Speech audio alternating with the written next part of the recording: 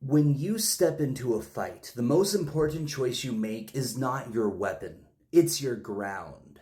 Anyone can swing a sword. The question is, where do you stand when the blows start to land? That choice determines whether you're fighting uphill or downhill, whether every step drains you or drains your opponent. The right has spent decades fortifying a swamp of culture wars, building walls of resentment, digging trenches of fear. They want every battle to be fought there because that terrain favors them. The more you wade into it, the more stuck you become, the more energy you waste, the more you sink. So I don't fight them there. I drag the fight uphill onto terrain they cannot hold. I frame America not as they do, a closed, brittle thing defined by exclusion, but as the living project of the Enlightenment, a covenant rooted in liberty, equality, dignity, and solidarity. That move changes everything because once the fight is on that ground, the right has no way to advance without betraying the very Americanness they claim to embody. Think about it. If they attack my housing proposal, they're not just arguing against some policy idea. They're saying people should not be free to secure their own shelter, that the pursuit of happiness ends at the landlord's ledger.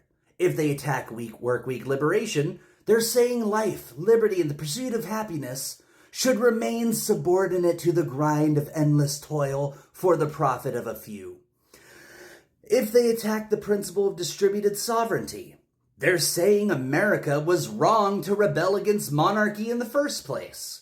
Every strike they attempt becomes a misstep because the terrain forces them to reveal themselves as defenders of un-America, of the same Endarkenment that once wore crowns, then whips, then hoods, and now wears red hats.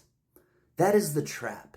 You don't spring it with slogans. You don't bait it with outrage. You set it by shifting the field itself, by making sure the higher ground belongs to liberty.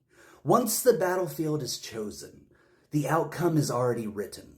When they swing at me, they are swinging against the Enlightenment. When they denounce my platform, they are denouncing America's founding ideals. And when they shout about saving the Republic, all they do is prove they've abandoned the very thing they claim to protect.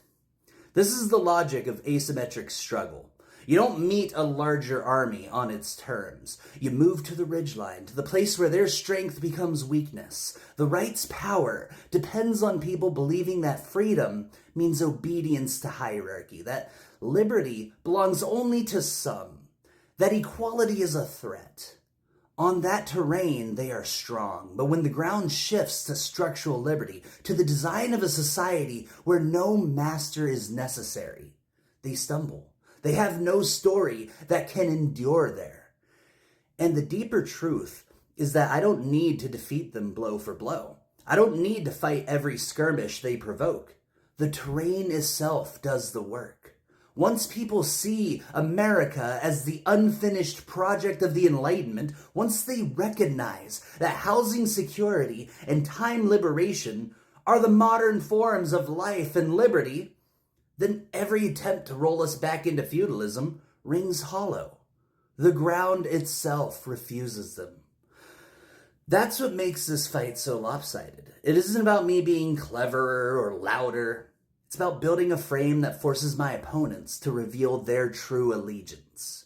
They can call themselves patriots all they want, but the moment they oppose structures that secure freedom for everyone, they show that what they're defending is not America, but it's betrayal. And in that moment, the Endarkenment defeats itself.